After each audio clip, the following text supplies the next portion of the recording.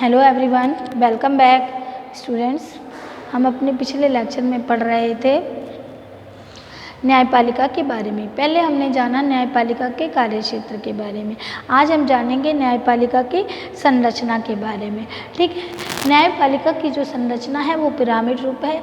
इसमें 4 स्तर पर पाई जाती है। कौन सी? अधीनस्थ न्यायालय, जिला न्यायालय, ये जिला स्तर पर पाए जाते हैं।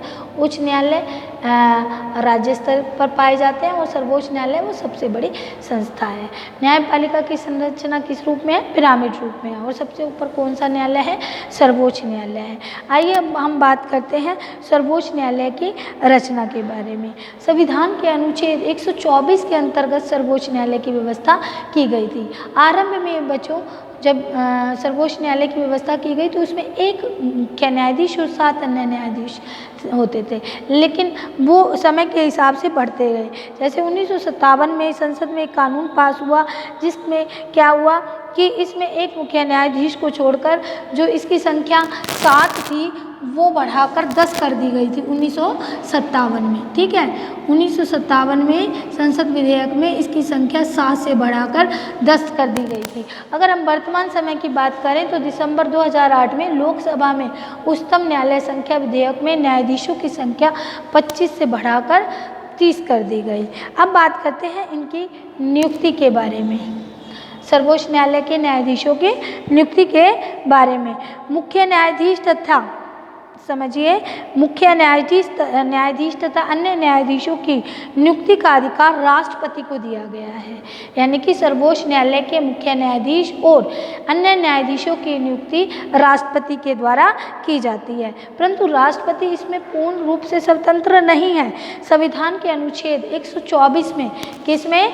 संविधान के अनुच्छेद 124 में यह व्यवस्था की गई कि उच्चतम न्यायालय के मुख्य न्यायाधीश के अतिरिक्त, समझिए उच्चतम न्यायालय के मुख्य न्यायाधीश के अतिरिक्त इस न्यायालय के अन्य न्यायाधीशों और उच्च न्यायालय के न्यायाधीशों की नियुक्ति में राष्ट्रपति भारत के मुख्य न्यायाधीश से परामर्श अवश्य लेगा। ठीक है, आगे बात करते हैं हम इसके कार्यकारी मुख्य न्यायाधीश की नियुक्ति। कार्यकारी मुख्य न्यायाधीश की नियुक्ति।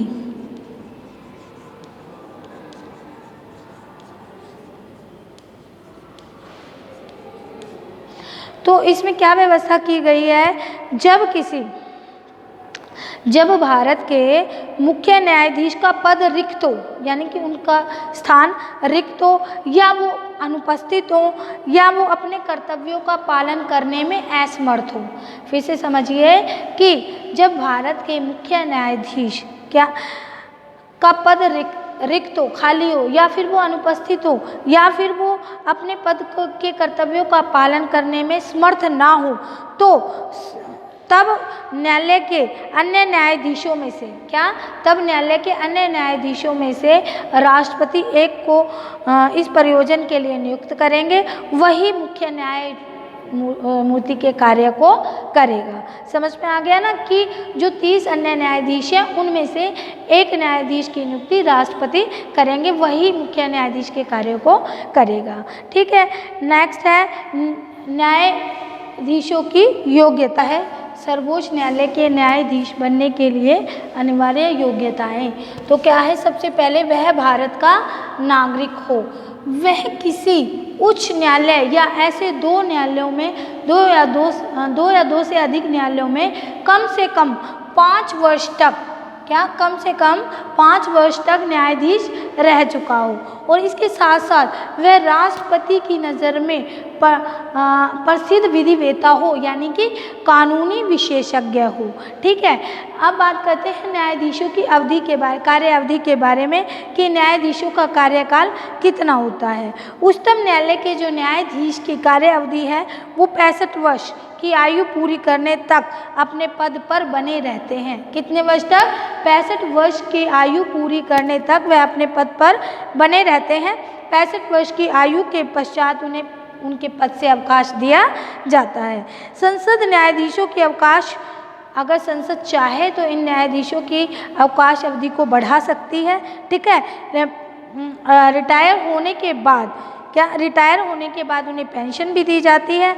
इससे पहले वे त्याग पत्र दे सकते हैं, लेकिन राष्ट्रपति उन्हें अपनी इच्छा से नहीं हटा सकता। इसके साथ साथ ये बात भी जाननी है कि भारत के, आपको ध्यान में रखना है कि भारत के जो मुख्य न्यायाधीशों की नियुक्ति के लिए न्यूनतम आयु या निश्चित पदावधि निर्धारित नहीं की गई है। ठीक है, नेक्स्ट आता है न्यायाधीशों को हटाया जाना। भारत के संविधान के अनुच्छेद 124 के भाग 4 के अंतर्गत न्यायाधीश जांच अधिनियम 1968, क्या 1968, भारतीय जांच अधिनियम 1968 के संयुक्त प्रभाव के अनुसार न्यायाधीशों को हटाने के लिए महाभियोग की प्रक्रिया का वर्णन किया गया है, जिसके बारे में मैंने आपको पिछले टॉपिक में पढ़ा दिया। जिसके अनुसार क्या है, न्यायाधीशों को 2 आधार पर ही हटाया जा सकता है: साबित कदाचार एवं अयोग्यता कि वह अयोग्य है, ठीक है, और दूसरा असमर्थ, संभाल नहीं पा रहा। ठीक है, इसके आधार पर उसके पद से हटाया जा सकता है। आज तक स्वतंत्र भारत के इतिहास में न्यायाधीश जी रामास्वामी, कौन से? जी रामास्वामी, जी रामास्वामी के विरुद्ध संसद में महाभियोग का प्रस्ताव लाया गया था। ये लाया गया था 10 या 11 मई 1992 में, जो संसद में आवश्यक बहुमत ना मिलने के कारण पारित नहीं हो पाया था। ठीक है, सर्वोच्च न्यायालय के न्यायाधीशों को हटाने के लिए इतना कठिन तरीका इसलिए अपनाया गया है ताकि न्यायाधीश निष्पक्ष और निडर होकर कार्य कर सके। नेक्स्ट आता है इसके वेतन और भत्ते के बारे में। ठीक है, न्यायाधीशों के वेतन और भत्ते के बारे में। सर्वोच्च न्यायालय के मुख्य न्यायाधीश को 2,80,000 रुपये मासिक वेतन तथा अन्य न्यायाधीशों को 2.5 लाख मासिक वेतन मिलता है। मुख्य न्यायाधीश को 2,80,000 और अन्य न्यायाधीशों को 2,50,000, और इसके साथ साथ उन्हें रहने के लिए निःशुल्क मकान मिलता है, कुछ भत्ते भी मिलते हैं। और सर्वोच्च न्यायालय के जो न्यायाधीश हैं, इनको जो वेतन व भत्ते भारत की संचित निधि से दिए जाते हैं। ठीक है, इनके वेतन और भत्तों में कमी नहीं की जा सकती, परंतु अनुच्छेद 360 के अंतर्गत अगर वित्तीय संकट की घोषणा है तो राष्ट्रपति इनके वेतन कम करने का आदेश दे सकता है। नेक्स्ट आता है सेवानिवृत्त होने पर वकालत पर प्रतिबंध। सर्वोच्च न्यायालय के मुख्य न्यायाधीशों को रिटायर होने के बाद वकालत करने पर प्रतिबंध लगाया गया है कि वो अगर एक बार पद से रिटायर हो गए तो उन पर प्रतिबंध लगाया गया है, ताकि वे बाद में वकालत करते समय अपने न्यायाधीशों को प्रभावित ना कर सके। ऐसा इसलिए किया गया है। इसका अर्थ ये नहीं है कि रिटायर जो न्यायाधीश हैं उनसे कोई कार्य नहीं लिया जा सकता, उन्हें विशेष कार्य सौंपा जाता है, जैसे कि किसी आयोग में उनकी नियुक्ति की जा सकती है या किसी देश में उन्हें राजदूत बनाकर भेजा जा सकता है। आई होप जो आज का टॉपिक है आपको अच्छी तरह से समझ में आया होगा। Okay, thank you.